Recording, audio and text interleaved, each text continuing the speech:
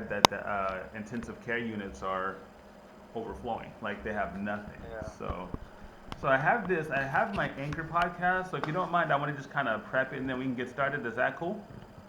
No problem. Yeah. Fantastic. Let's see. I have my little multi-pod set up. My girlfriend is a photographer, so she helps me with this. Yeah. Otherwise, I'd be talking to the back end of the phone or something. Let's see. Hey everybody, this is Sensei Anthony coming to you with another episode of the Karate Chronicles. Today I have a guest, so I can't wait to get started. Hope you're staying sane, safe, and sanitary out there. That being said, let's just go ahead and get started. So, right off, Sensei, thank you for coming. It's a long time away in Ireland. See, I've got my other phone Yeah. here, so go ahead and tell the folks who you are.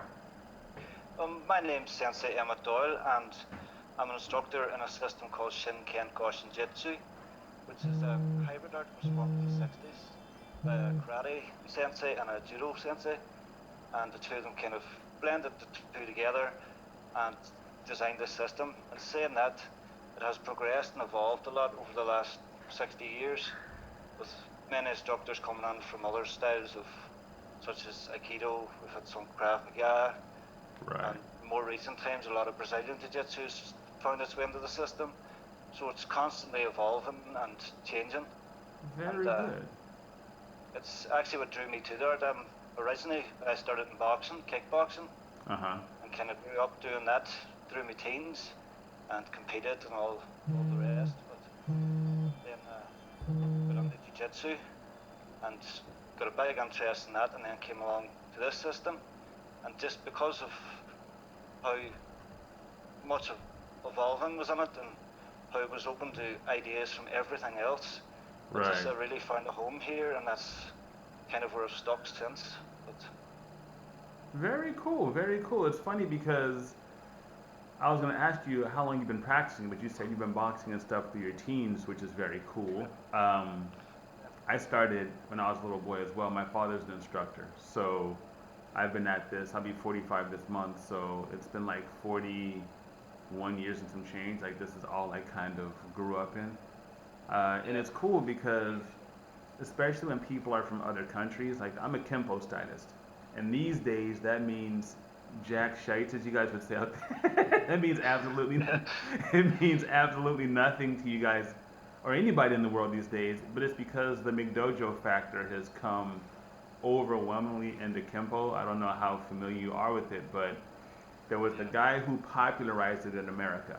And when he died, his oldest son, traditionally speaking, would be heir apparent to the Kenpo throne. But the problem was there were people that were studying with his father before he was born, and they were all squabbling, and it just got ugly and it got petty. yeah, So thankfully, my father's instructor, even though he was a black belt under Ed Parker, he also had a Golden Gloves boxing background, and he had some lower back injuries, so he didn't kick the same way that other people did. So we've been evolving since the early 60s in terms of our martial arts stuff, and glad to say that we teach the real Kempo, not the watered down commercialized stuff that you see that embarrasses us. and, to, that's and to no end, it's like, oh, please stop showing this. It's the worst. yeah. But It's unbelievable how martial arts, especially in the last maybe 30 years, has got so financially based. It's about making as much money as possible, and people have just, especially instructors, they've really just thought about money, and there's no thought for the students anymore. It's just how much can I get from them in the right, shortest period of time. It's it's sad, man, because people I've talked to dozens of instructors that have talked about how difficult their training was and how hardcore it was and all of this, and they talk about how it served them later on in life and how they're glad they learned that way. And then the first opportunity they get when they open their school is, they have junior black belts and all this nonsense. It's like you're robbing these kids of the exact same lessons that you live and swear by yourself. So it's really kind of sad that way, I think, uh, it because definitely is now. I keep telling my daughter now, she's 15 now, and she's a judoka. mm-hmm. But I was telling her during my teens, at her age, we would have been out doing break falls and throws on concrete. Oh yeah. And I said, now they've got the big, thick crash mats, and I said, it's all well and good, the health and safety and all that kind of thing, but the training is so diluted down over the years as well. And Right. It's sad to see because people act like you're doing people a disservice by making it hard. Like anyone can do it, but not everybody should be able to achieve black belt rank. I mean, they yeah, should be able to, but I just don't feel like that's in the best interest of people studying martial arts. Like, if it was one size fits all, if it was for everybody, there wouldn't be such places as Harvard and Oxford because they speak to a different level of person or at least a different level of commitment, right? And these yeah, days, people act like you're cussing somebody out by saying it should be harder. So it's oh, definitely. sad to me. I love judo, and it's funny because even though I was born and raised primarily as a striker, I've said if I could teach one art to everyone, especially girls, it would be judo. Because the idea of being up in someone's face and being chest to chest, that's just where it starts to get interesting. You know, you're like, okay, Yeah, now I'm comfortable in this fight. You know, my that's it. daughter is 5'7" with no signs of growing, but she's only about that big around. She's a skinny little thing, and you know we're gonna start with jujitsu and some judo stuff because she can already kick and punch, but I wanted to get that explosive power that judo gives you. You know, that Yeah, commitment to all or not because, as you know, some of the throws, if you don't throw them, you're in the perfect position for them to throw you with the exact same throw, right? Like if you do a lazy yeah, sotogari, they'll sotogari you right back because you don't commit. So I wanted to get used to that kind of rough and tumble feeling, and she's getting there. She's, you know, sweet little thing, but you know, we're getting her there. So yeah, we're that's it. As I, as I always say to my kids now, I said you can train to move out of the way of a punch coming towards you, but it's very hard to move out of the way when the ground's moving towards you. my It's the greatest defense. It's I had a judo instructor tell me that he says, "You karate guys, you know, all you want to do is hit people. We hit people with the planet. It'll be there." It's like, yeah, it it is. It's always down there, you know. it works now. It does. And as I said before, we used to train on concrete, and when you get thrown on that and you land on your back, you're not going to get up very quick. It really takes the wind out of you, and it's for a self-defense situation. It's perfect because it is going to give you that 5 to 10 seconds to get away before they get Absolutely. back up. The beauty of it So it's is that some people can take a good punch, but once all your air escapes your body, no one jumps up after being, you know, planted into the ground that way, and that's if they yeah, decide not to go down with you, you know. that's it. Yeah, So I love judo, and I personally think that the choke is the king of all defense because no one's tough enough to handle no air in the brain, right? You just yeah, or no blood in the brain. You just pass out. Like that's it is what it is. So I love that aspect of it, and I wish more people could get into that. Luckily, the way I learned karate was it's like the old Okinawan way, where it had the yeah, wrestling and the joint locks and all of that included. So I've had people accuse me of doing, you know, trying to be passing off karate as MMA training, and I'm like, it's not. This is just what real karate looks like. If you even study the katas, you see the elbows, the knees, the foot sweeps, all of this kind of stuff, but people don't learn that, and it's sad because they're really cheating themselves out of a really rich part of the art, you know, yeah, and yeah, it's like a library. All your systems techniques are in there. You just have to know what you're looking at and really practice it.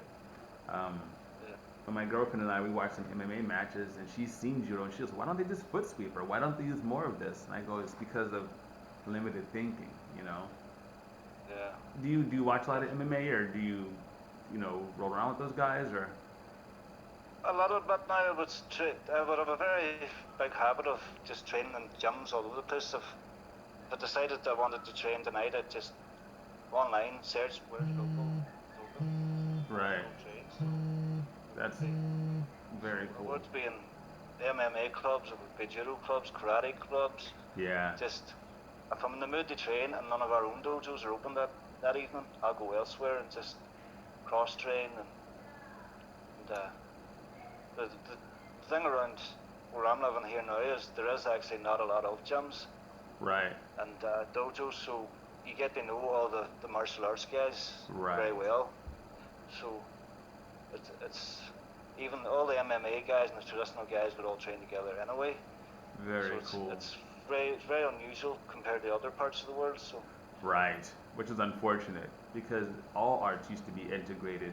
There was no separation, but like I was explaining to my girlfriend and our daughter, I said, when karate was brought from Okinawa to Japan, they only brought the striking aspects because Japan and the mainland already had sumo and jiu-jitsu and judo and aiki jiu-jitsu and all this kind of stuff. They just wanted to have yeah, the striking part to counteract the balance or the popularity, the rising popularity of boxing. So, yeah, having been fortunate enough to learn the old way, I love doing the foot sweeps and the throws, and people are so unprepared for it. It's like they just never see it coming. So I really enjoy that part. And I teach that to my kids. I've only had this gym open for how long has it been? 7 months now. 7 months. This particular dojo. But excellent. as soon as they get to their first belt, like we have stripes. So my best kids are still probably 5 months away from their first promotion. But when we get in the orange belt, then we'll start working into gripping. I have them doing tumbling and break falling now, but I'm gonna teach them Yeah, some rudimentary, gripping techniques. And you can really shut a yeah, person down with good gripping if you know what you're doing. So yeah, definitely. No. very And, cool. So have you rolled around with some the guys at the Straight Blast gym? That was named John Kavanaugh and those guys, or are they on a different part of the island? no, they're quite a distance away now. They'd be about a 5 hour drive away, but Oof. so I haven't actually got down there yet. But I have some of my students have been down. There's a local Brazilian Jiu-Jitsu club, maybe 5 minutes drive from my home, Nice. and Very few of the students would train in both clubs, nice. Mm-hmm. and one or two of them have went down to Straight Blast and trained with John Kavanagh. And I think they actually attended a striking class with Conor McGregor while they were down there. So, Right. but I haven't actually got down myself yet. But it's on the bucket list. There you go. That's right. It's when things open up here, I want to really get heavily more into jujitsu because I know quite a few black belts I know several of Hal Gracie's black belts. I know quite a few of them here because in California, this is like the mecca of jiu-jitsu and mixed martial arts. And while I still Yeah, run a very traditional school, I'm not one of those people that thinks that I know everything or that somebody else doesn't have something to offer me even after all this time. yeah. I, I think California's it's great for it since the Gracies kind of moved to there directly from Brazil, like, so it's still got a very big interest around mixing and pouring, and that they'd still be very based around California, I suppose. right.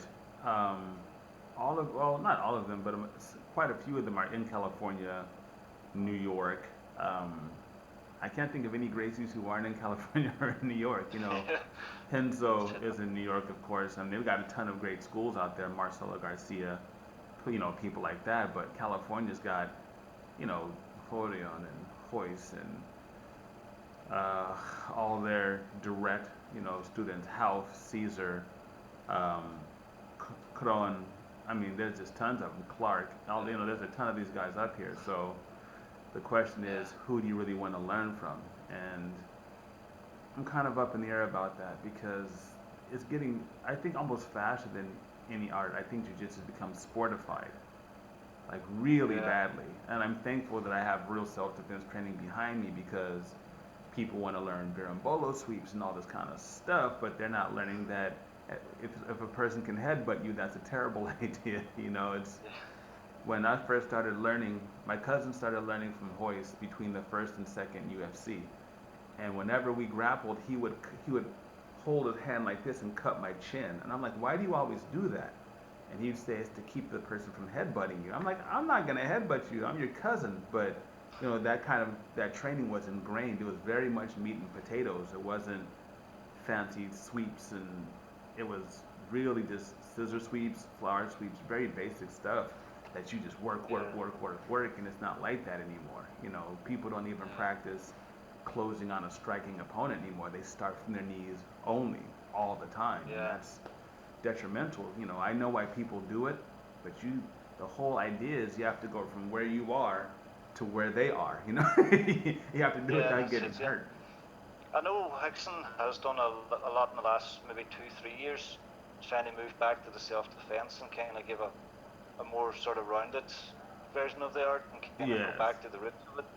And there's some great programs going at the minute.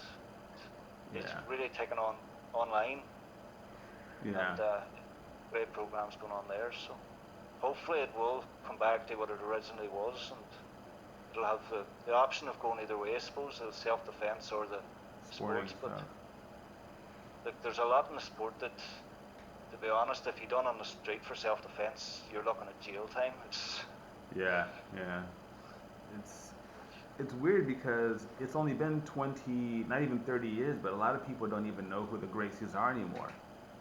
yeah, If they're not competitive Gracies, you know, like people don't know that Hickson he was tapping out Hoist with his hands tied in his belt, even when Hoist is winning the UFCs. You know, he was yeah, um, when I was down in Torrance, Helson was there with their father, yeah, and he goes, "Yeah, Hoist is still doing, he's doing pretty good, but you know, we can still show him a thing or two."